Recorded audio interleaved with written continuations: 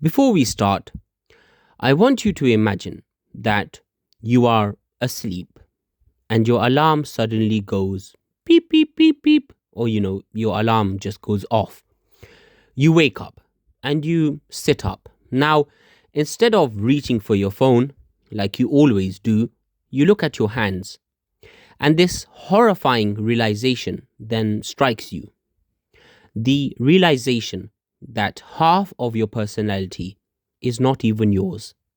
Your thoughts about your career, morality, your political beliefs, and the idea of what a good person is, and even the idea of who you are supposed to become, might not even belong to you. Instead, it is you who belongs to these ideas.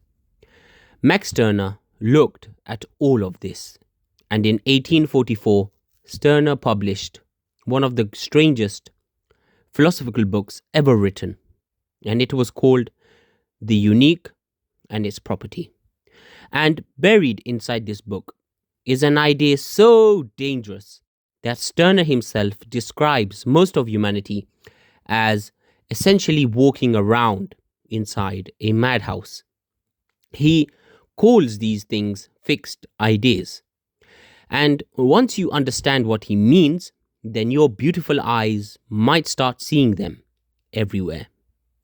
Stirner states that human beings create abstract beings, concepts, and ideals, and then place themselves beneath them.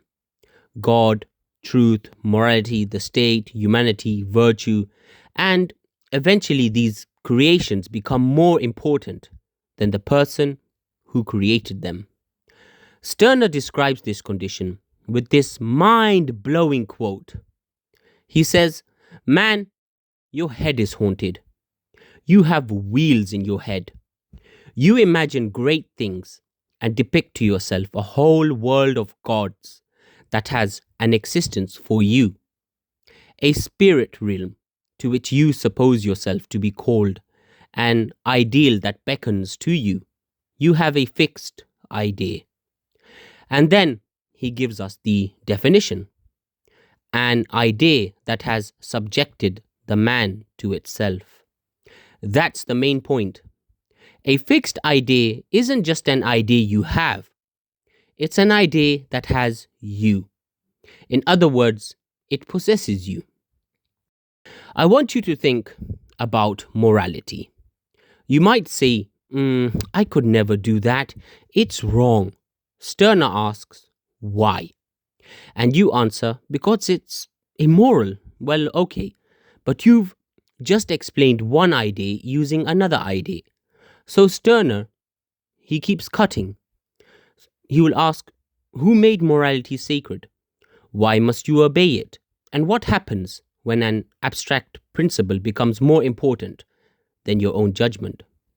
Now suddenly, you're no longer deciding, but you find yourself obeying.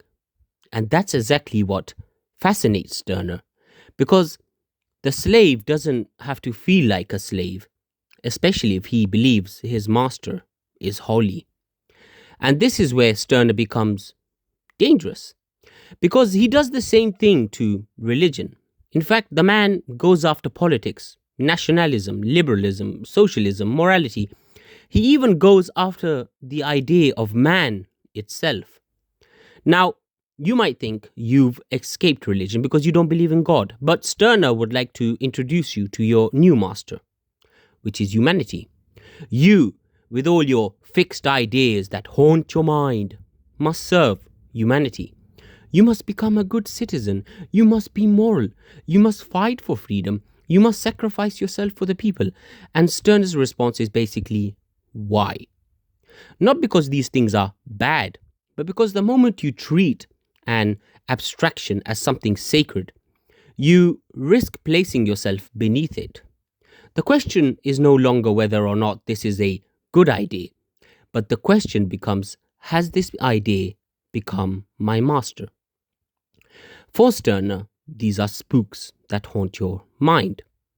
A spook, simply put, is an idea that has become so fixed and sacred in your mind That instead of possessing the idea possesses you. And this is why spooks are so terrifying. You see, a ghost, it doesn't need chains, it doesn't need a prison. All it has to do is get inside your head. Now, I want you to imagine that you spend your entire life trying to become successful. Now, for that idea, you must work, right? And you must sacrifice. So, what do? You destroy your health. You miss your friends. You then become miserable. But you keep going because you are haunted by these ideas of being successful, respected, disciplined, important, and good. You are being controlled by a person who doesn't even exist. Do you see it now?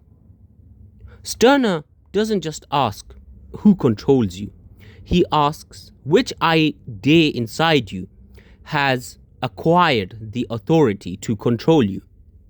And here's where people misunderstand Stirner, because he isn't simply saying reject everything and do whatever you want, because that could become another fixed idea. Like, imagine someone saying, I must always be selfish. No, Stirner says, you need to become your own. This is what he calls ownness. According to Stirner, an egoist is a fully autonomous individual who owns their thoughts, desires, and actions as tools for their own life, rather than being ruled by abstract ideals or outside authority. The egoist is not someone who blindly obeys every appetite. He is someone who isn't mastered by something outside himself. As the academic interpretation of Stirner puts it, his egoism is better understood as a form of individual self-rule or autonomy. You don't worship your desires, you don't worship morality, you don't worship society, you don't worship your ideology. Instead, you use these things, you choose and you take them up when they are yours to use, and you let them go when they are not. People often mistake Stirner for a chaotic villain, telling everyone to burn the place down, but that's missing the point.